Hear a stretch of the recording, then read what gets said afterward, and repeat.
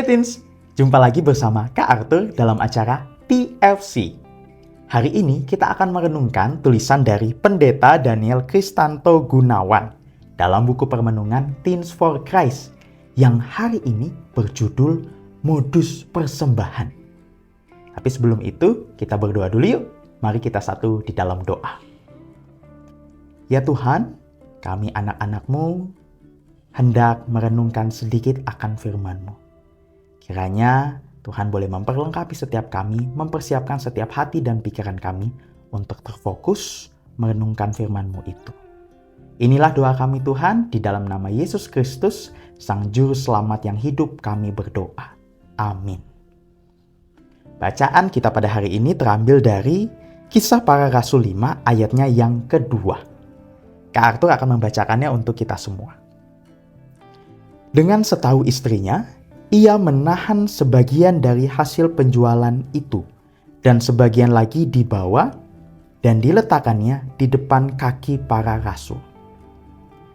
Nah, Teens, ada cerita begini. Ada seorang namanya Raka. Raka ini seorang yang selalu diandalkan di sekolahnya. Ia selalu aktif terlibat dalam berbagai acara, setiap acara. Banyak pihak yang terbantu tentunya akan kehadiran Raka.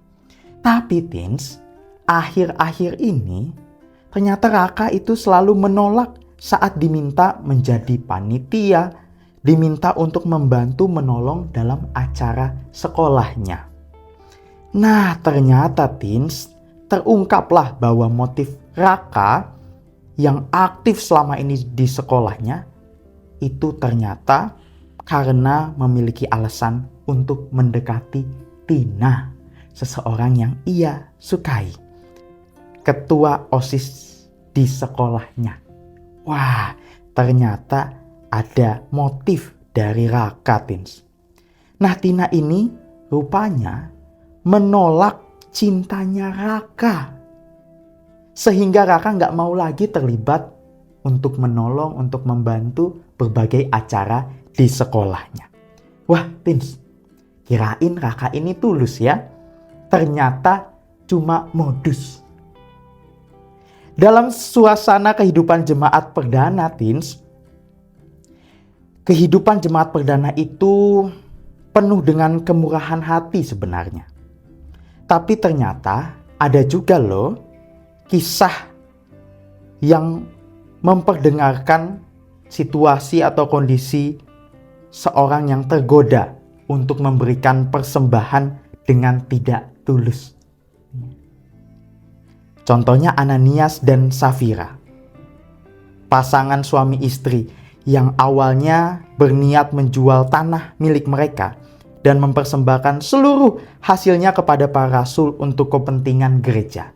Namun Teens, hasil penjualan yang besar membuat mereka tergiur nih. Ananias dan Safira jadinya berbohong kepada para rasul bahwa yang mereka persembahkan adalah seluruh hasil penjualan. Nah, Teens, mengapa ya mereka harus membohongi para rasul mengenai persembahan ini?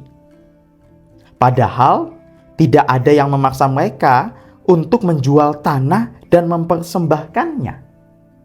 Nah, Teens, motif Ananias dan Safira ternyata adalah keinginan untuk dilihat sebagai orang yang murah hati, tetapi mereka tidak rela memberikan semuanya. Kak Arthur ulang lagi ya, motif Ananias dan Safira ternyata adalah keinginan untuk dilihat sebagai orang yang murah hati, tetapi mereka tidak rela untuk memberikan semuanya. Nah, Teens, akibatnya keduanya jadi mati seketika karena telah mendustai Tuhan.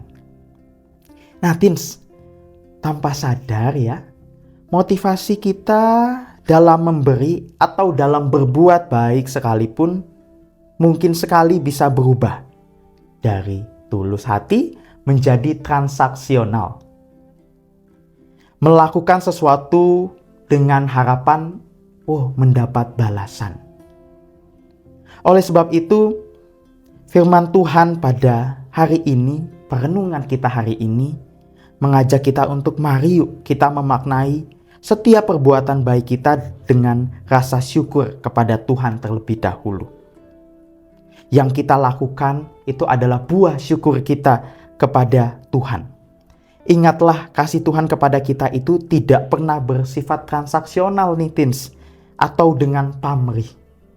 Kasih Tuhan yang begitu tulus itu patutlah kita teladani dan kita lakukan dalam kehidupan kita sehari-hari. Nah teens, demikian permenungan kita pada hari ini. Mari kita menutupnya di dalam doa yuk.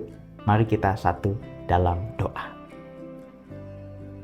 Ya Tuhan, kami boleh bersyukur pada hari ini Tuhan memperlengkapi kami untuk senantiasa tulus hati, untuk memberikan segala hal yang baik itu dengan kemurahan hati tanpa pamrih. Kiranya apa yang kami pelajari, apa yang kami renungkan hari ini juga dapat kami ingat terus. Dan bukan hanya kami ingat, tapi juga kami lakukan. Dan bukan hanya kami lakukan saja, tetapi juga kami wartakan kepada seluruh teman-teman kami, semua orang yang kami kenal. Inilah doa kami Tuhan, kiranya Tuhan senantiasa menolong kami dan selalu berada di sisi kami. Di dalam nama Tuhan Yesus Kristus, Sang Juru Selamat yang hidup, kami berdoa. Amin. Nah teens, permenungan kita sudah selesai. Jangan lupa di like, komen, subscribe, dan di-share ya ke teman-teman yang lain. Tuhan Yesus memberkati.